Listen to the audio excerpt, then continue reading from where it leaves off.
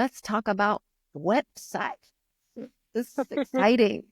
And now we can talk about websites from the perspective of retreats because you've been to one. Yeah, which is cool and really interesting to get a little more insight while I was there. Mm-hmm. I noticed that there's a lot of retreats that don't have, or I mean, maybe the retreat doesn't need a website. It could, but people don't actually have websites, and they rely a lot on their just having an Instagram feed. So what do you think about that?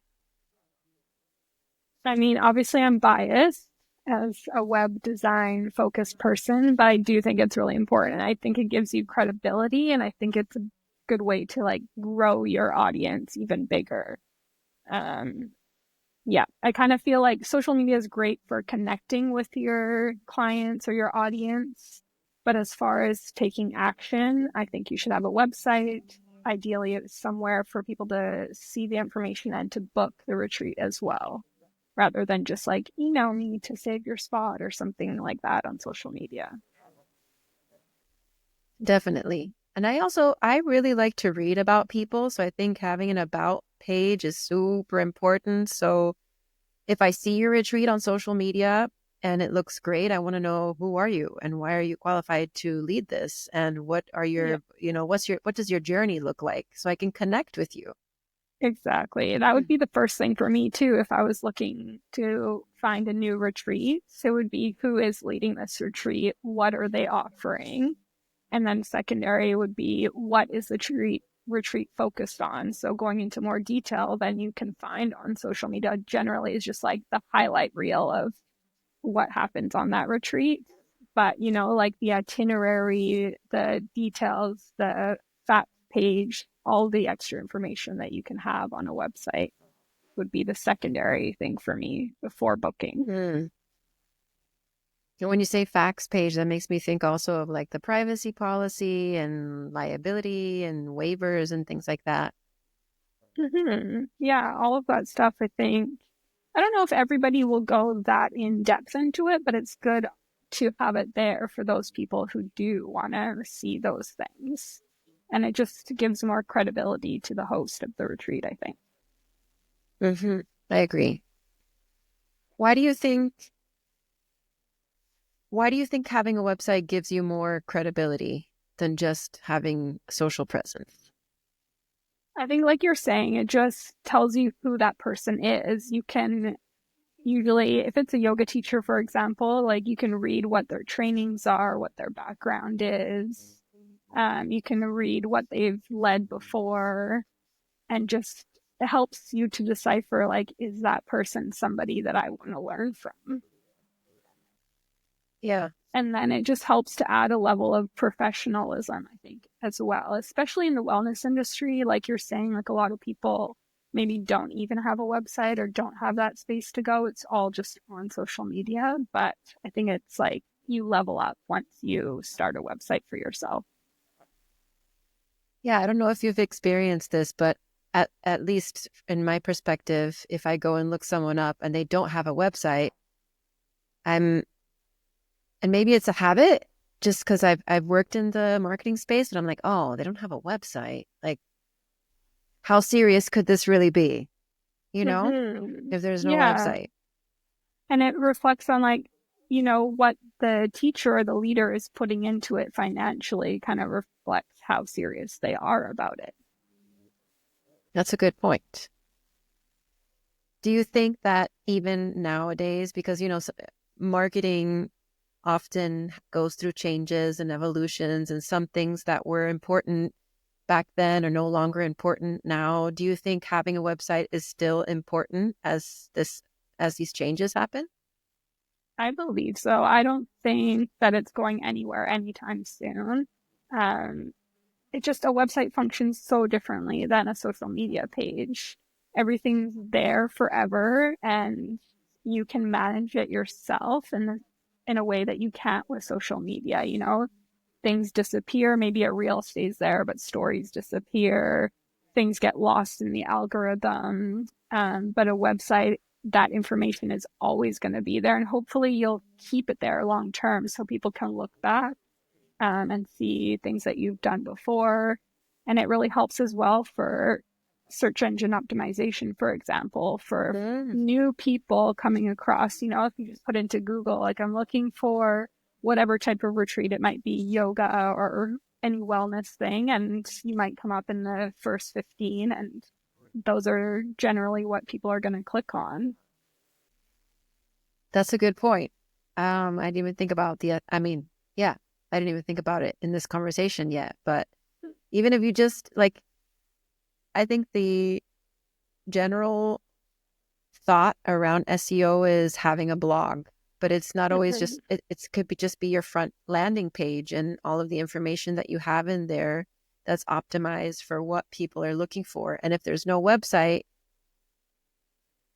it'll land on someone who does have one. Exactly. Yeah. And search engine optimization goes into so many things. It's not really the blog, it's the images, the alt text, like all the things that go into that. So yes, blogging can be helpful in that, and you can add that into your retreat planning basically.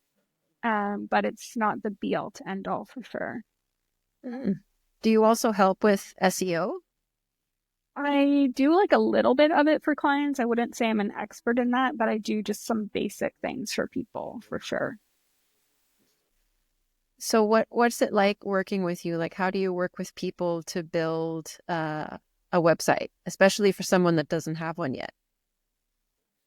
I think it always starts with that individual and them getting clear on what their needs are. So it's like, do you have branding? What is your offering? Who is your clientele? What do you want to achieve on your website? So just if they haven't gotten clear already, just having that conversation with them is the starting place. And then going from there, for me, it's really important. Building a website is a collaborative process. So I'm just trying to take all the information they're giving me and then bring their dreams into reality. And yeah, that's how I like to work. And do you have, like, let's say there's somebody who wants a really involved website and you can do that. I'm sure you can do that. But what if someone is like, yeah, I just want to start really small. Is there an option for that too? Of course, absolutely. I work in all kinds of different avenues with the client. So I've built just a single landing page for clients if that's all they can afford right now, or if that's all they need, depending. Obviously, every business is at a different point, so their needs are very different.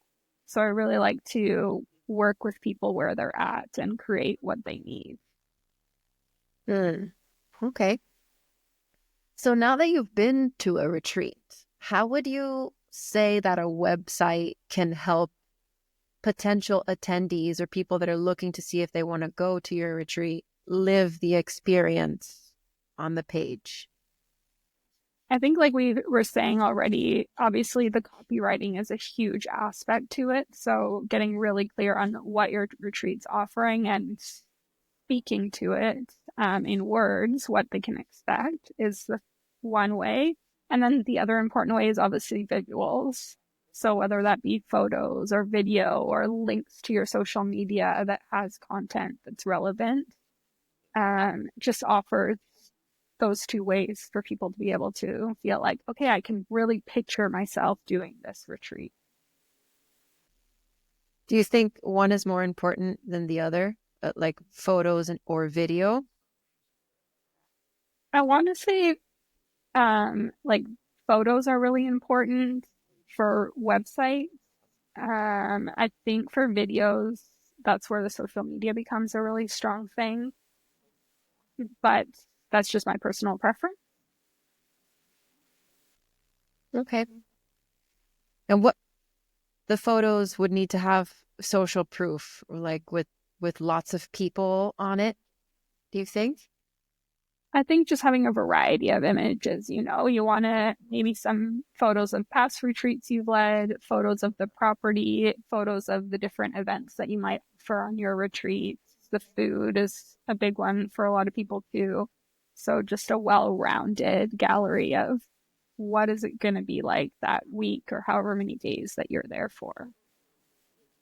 Yeah. Even the beds, like I probably want to see Mhm. what the sleeping situation is going to look like.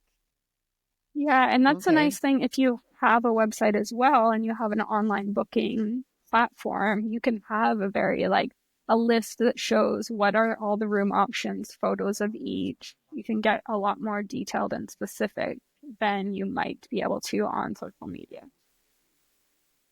Is that something that you help with also to create like an e-commerce type site Yeah, where you I've can definitely done that for retreat leaders and other companies as well. is it difficult or is it fairly simple?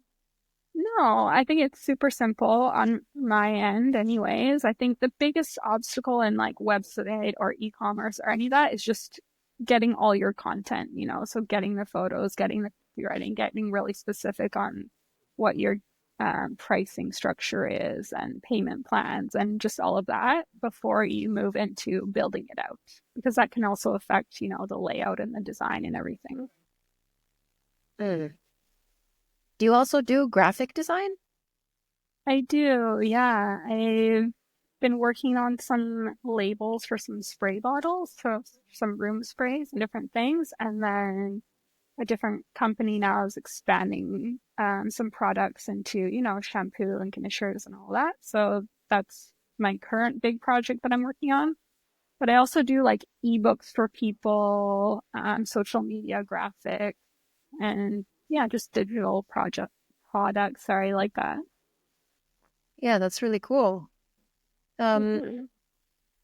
Because I was thinking, even if someone doesn't have branding, like they don't have logos, they don't have fonts, they don't have colors, you could help them with that also. Yeah, absolutely. I've done like light branding, I like to call it, with a few clients to help out with that.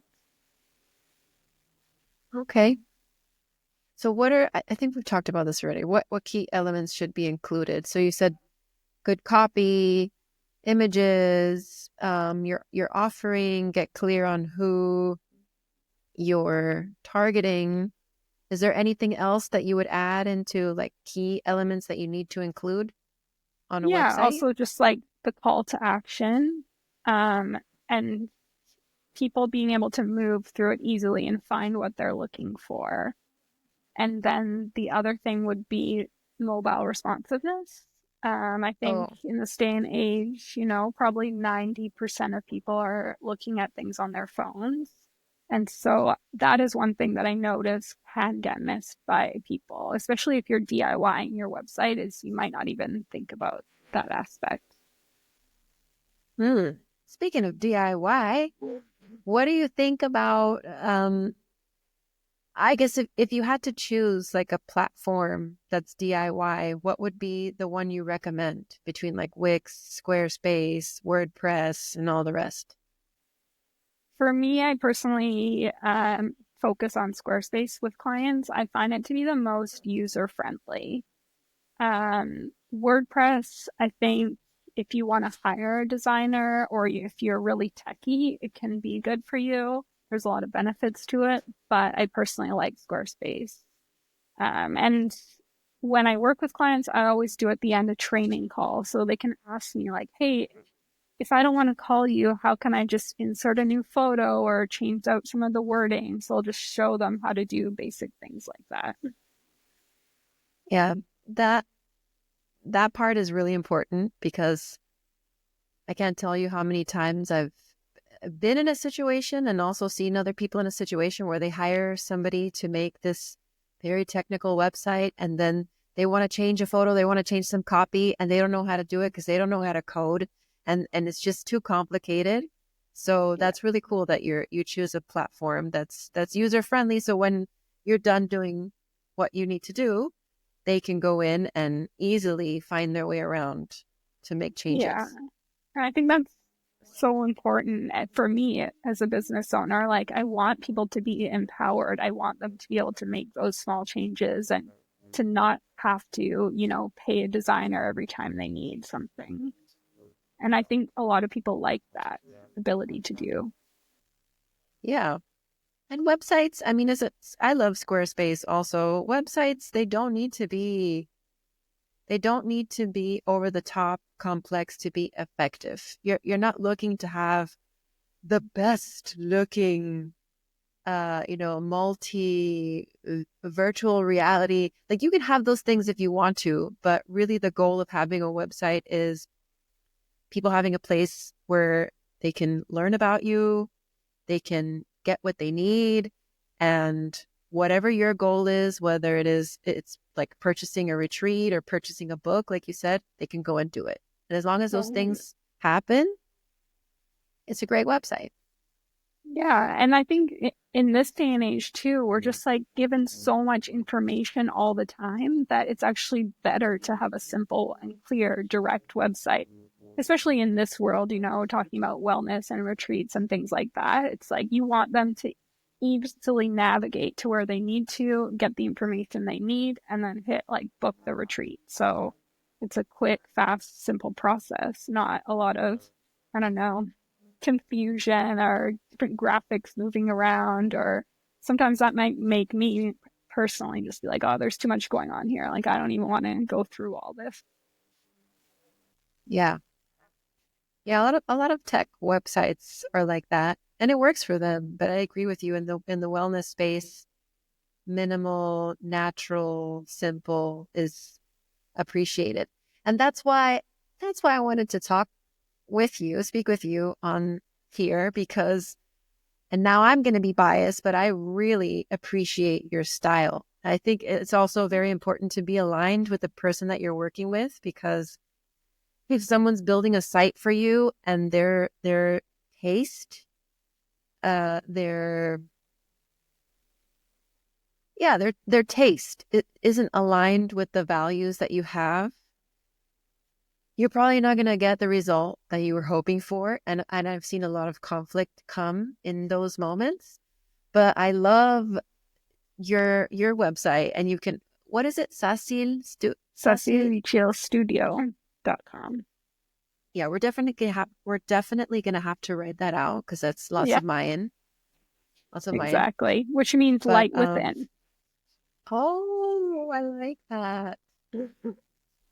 Even more to my point. I mean, it's just so intentional and very minimal, and the colors are very natural, they're soft. So Yeah. yeah, And I think, I'm vouching for you oh, right now. thank you Vouching so for much. Sarah. I appreciate it. And I think, like you're Yeah. saying, though, that is such an important aspect. I totally agree, because how you want your clients or your customers to feel should be present in the design of your website and your branding and all of that. And yeah, if you're working with a designer that you don't align with their aesthetic, then that can create friction, and you might build out this whole website and pay them and just not be getting what you like and have to start over again. So yeah, I think it is important to do your research in who you're hiring, or if you're DIYing, like what template you're buying, like really get clear. Again, I think as a business owner, that's the most important thing. Get clear on what your needs are, what you're looking for. Exactly. And I think, to your point, when you're researching someone, I like to come from the place of, well, if they're going to build something for me, theirs better be badass too. Like, you're not going to build me a website and then I go to your website and it looks really sad. Like, that's not a much, I don't feel very confident about that. So looking for someone that you align with, I mean, the first thing is to go to their website. And if you like the look of that, then it's probably a match. If you don't, then don't assume that they're going to be able to create this taste that they don't have on their own. Am I Yeah, making sense? absolutely. Yeah. Like, first of all, yeah, their website, and then also hopefully their portfolio that's on there, so you can see some of the other work they've done. And if Mm-hmm. those things align, then awesome. And if they don't, keep looking. Yes. Yeah, it's important. Mm-hmm. So, I wanted to ask you, so for the people that have websites, how important is it to update? the website, and how often should you update it? I think it is definitely important. Things are always changing and like what people are looking for. But if you're a retreat leader, then of course you need to update it. You need to probably have a calendar on your site that has all your events. So that needs to be updated regularly. And then as we touched on briefly, like having a blog and updating on there. If you have a blog, I would say ideally once a week. It just depends on what your capacity is for updating and writing things. Yeah, and then also as far as how often to update your website, I would say listening to feedback too from people. If there's something like, oh, I can't find this on your website, or I'm struggling with this, or whatever it might be, just being open to that and updating it along the way. Okay. Yeah, I mean, the website is kind of like a living entity that needs to be nourished. Yeah. Right? And that's one thing that I find interesting too, is like when you think about big brands, you can see them constantly changing their design. Like businesses evolve, design evolves, aesthetic evolves, everything's constantly shifting. So I think you have to have the same mindset when you're having a website or a business. It's like, it doesn't have to be perfect right now. You can change it as you go along, and that's okay. Because I think a lot of clients can get hung up on like, okay, I need it to be perfect right now, and it needs to stay this way for 10 years or forever. But I don't think that's how the design world functions. That's a really good point. Just getting it out there and knowing that you just have to be okay with maybe the first, second, or third iteration is going to be a little shitty. And that's okay. You don't set out for it to be shitty, but in hindsight, you always look back and say, man, that was not good. And Or not maybe because even you not didn't. good or bad, but just like, oh, I can see how my business evolved. I can see how it Yeah, grew and changed. exactly. Exactly. That's why I said it's a living entity. You see it changing in these. I didn't even ask you, and I would love to know, how did you get into this? Um, a little bit convenient. I would say, I don't know, I would say from a young age, I always had an interest in like computer design and things like that. But it wasn't until I started working and volunteering in a yoga studio. And then a friend of mine was like, hey, we need somebody to do social media and posters and things like that. So they hired me on in that capacity. And then it just evolved from there. They started an online store, so I helped them build that out. And then when the studio closed down, I was like, what am I going to do now? And I had a friend who was like, I wish you could build my website. And I was like, well, actually, I guess I could. So it just grew from there. I guess a natural evolution of just building out the business and then word of mouth, getting friends and things like that. And then for me too, constantly refining my business and what do I want to offer? What do I really love? What can I take on or learn or let go of? Yeah. Shout out to that friend who got you started. Yes. It was actually the person who I was just on retreat with. So Oh, it was nice. beautiful. So what kind of um, markets, I guess, do you work with? I do work a lot in the wellness realm. I've worked with therapists, yoga teachers, artists, um, things like that. But I do love challenging myself. Like I did one that was e-commerce based, and another that she kind of, I would say she works in the wellness as well, but she has like an e-commerce wellness brand. So that was really interesting to work with her as well. But I like to expand and try different realms and grow from there. And it's cool because you also can help with the ebooks. Yeah, That's I great. do quite a bit of that actually, like journals or ebooks. Ooh, journals. Yeah. Let's talk about Yeah. that. Like you design a journal for people to have a tangible Usually they product? thus far have been like digital journals, so that people can add them to their online store either as like a free download or a paid download, things like that. But one of my clients, sometimes she prints things out that I create for her. Mm. But that would be cool too. Designing journals that, you can. I love to journal. I journal every day. I have like hundreds of journals piled up. And one day I'm going to write my story. Or someone will find Amazing. it and be like, wow, this chick was nuts. And even that kind of stuff is in like the back of my mind too for my own business. It's, how can you add in things outside of just paying for a designer? And one of the things is like, oh, maybe I should create products to go along with it, branded products. Like shampoos and Yeah. conditioners Or journals, tote or bags, journals. just things that Tote bags. people can use every day. And Yeah. yeah. And very aligned with retreats. You need a bag, you Mhm. need a journal, maybe like even a pen. Exactly. I mean, this is kind of falls under the category of swag.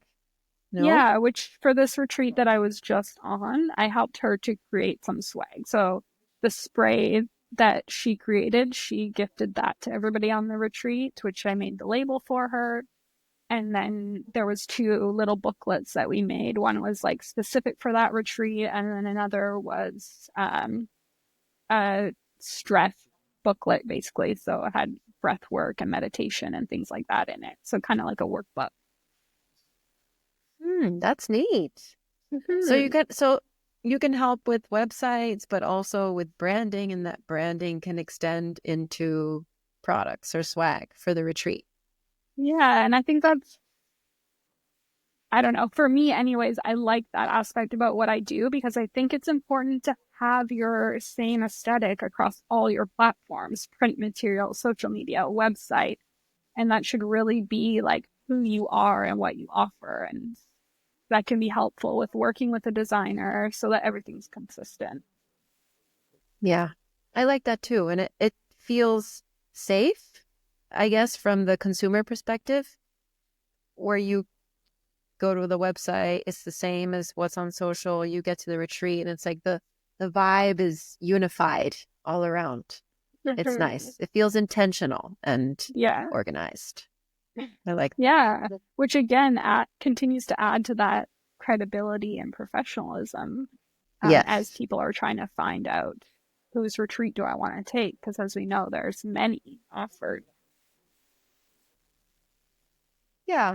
And I guess there are levels, and everything can be appreciated in its own space, but I notice. I just want to put it out there that I notice when the attention to detail is there. I'm like, wow, I know how much work, I know how much effort goes into that, and I appreciate that. And it's really nice.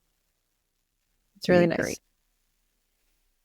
So let's talk about some bad websites, or some some websites that you've seen that just it could be something that you see often that just makes you be like, ah, people shouldn't do that, but they do it. I think for me, one of the biggest things is too much copywriting or too little. Like, I think there's a very fine line of getting your point across and what needs to be told. But some people can just like go on, which is great as a designer because I can like edit it down. But websites that have that, I'm just like, oh, I don't want to read all this. It's too much information. I'm overwhelmed, or it's not enough information and it's not giving me anything. I'm still left confused. For me, that would probably be one of the biggest things. Okay. Anything else? I'm also just such a visual person, just like the aesthetic can really turn me off. So something that I can tell is built a long time ago, hasn't been maintained and updated, or like I can tell that it seems like too DIY. I think that with the DIY available to people in this day and age, it's like, sure, you can DIY your website, but do you have that ability to make something look beautiful? Yeah. That's very interesting that you bring that up. I think it happens, and I think I was reading a study that, because I was looking it up because my husband and I often have this discussion because he's like, focus on functionality, focus on functionality. But it's important for me, and turns out it's important to a lot of women, more women than men, that something is aesthetically pleasing. Yeah.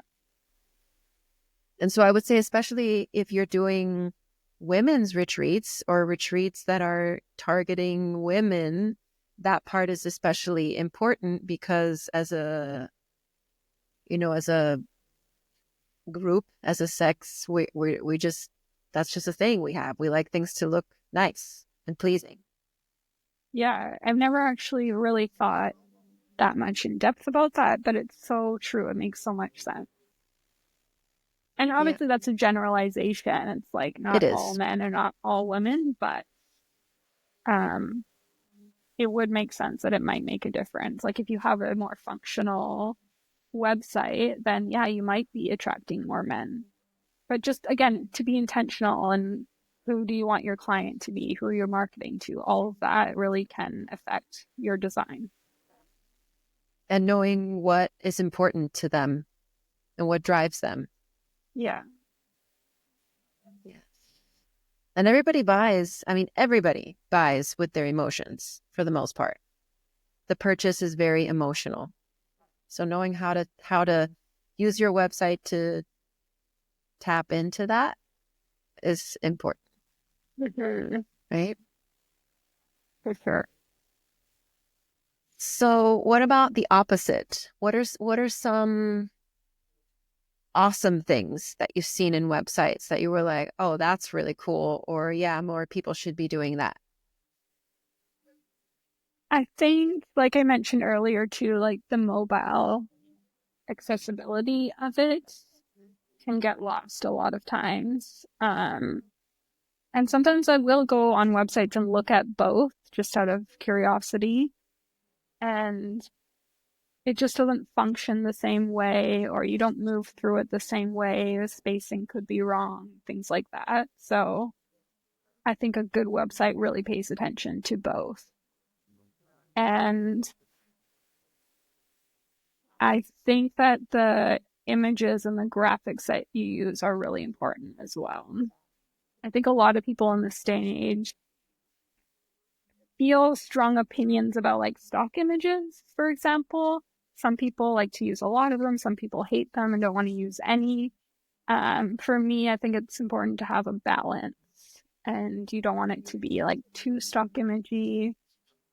You can use them in certain aspects, but in this realm of retreats, for example, like we're talking about, I think it's really important to get content when you're on your retreat in order to market your next retreat. And that can be a way to keep your website updated and refreshed as new images each time you lead something. Yeah, that's a really important thing you just touched on, because I mean, maybe we are the minority. I'm not sure. I think there's a lot of content creators out there these days. And so it's, I always notice when I see a familiar stock photo, especially if it's one from Pexels or Unsplash or, the free ones that are not from Adobe. I'm like, oh, that's a stock photo. I've seen that one because I was going to use that one too, and that kind of, yeah, I think use what you have when you have it, And then when you can, update it to something that's real and authentic, because there are people that are going to notice and be like, okay, that's a stock photo. Yeah. And again, like going back to credibility, I think if you're showcasing actual images from your time in these places, you're like, okay, this person has done this before. It's not their first time.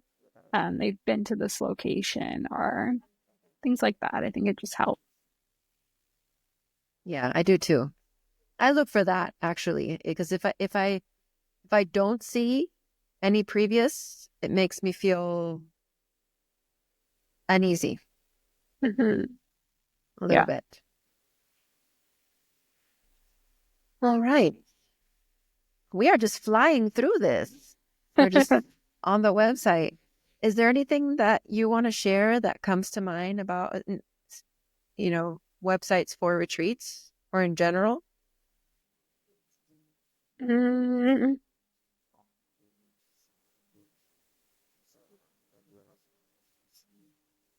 No, not that I can feel like we've been covering a good diverse range of everything that I can think about for websites in general. Yeah, nothing comes to mind. Okay. Then I'm just going to ask you one more question, because I like this one about storytelling. And I really just want to get your opinion, because I've seen a lot of bios, and my own bio is kind of a mix. I used to focus a lot on credentials, certificates, awards, and, basically giving people my resume. And then I saw a few bios where people were really getting into their story and being vulnerable. And I was like, I kind of like that better. So what is your take on just providing facts versus telling a story with your copy and content? For me, I would say you should have both on your website, but the list of credentials I would say is secondary. At least for me, I want to know who you are, what your story is, more than what trainings you've taken in order to lead this. So I think that should be the primary focus. And some clients that I've had, they're on their about page. They just have a button to go see their list of credentials, basically. It's not even at the forefront at all. And maybe that's kind of just where the world is moving to in this era of people really want to connect with one another. I know you and I talked about that briefly. Another time we spoke is that craving for connection, because so many people are working online or different things that it's become much, much more important. Yeah, and I want to be able to read your story and relate to you. Maybe I can't relate to your credentials. They're very impressive, but I don't know how that makes me feel about you, other than, you went to school, you did some things, you spent some money. Yeah. Which is also important, because you do want to see that person does have those credentials to be leading you on a yoga retreat or whatever it might be. You don't want to probably go with somebody who's just brand new, only done one thing necessarily. So it's not that it's not important, but like you were saying earlier, people are very emotional based in their purchasing, and that's the first step: is who is this person? What's their story? Am I connected to them? Mm-hmm. So how long do you think that story should be so that it's not too long? Yeah, that's again, going back to what we were mentioning earlier, some people can just get way too in depth with the story. I think it should be, I don't know, 3 paragraphs, half of a page kind of thing, not too long. You just want to hit the really important parts without getting too deep into whatever it might be that your story is. So just again, it's getting really clear, really specific, and keeping people's attention without them being like, this is too long, I'm bored now. I don't need to know all this information. Yeah. Maybe like give them just enough where it creates a lot of questions. They want to know more instead of like giving them everything where, well, I know everything about you now. Yeah, exactly. I think that's the purpose of a website. It's like you want them to want more, to want to connect with you in person, to learn more.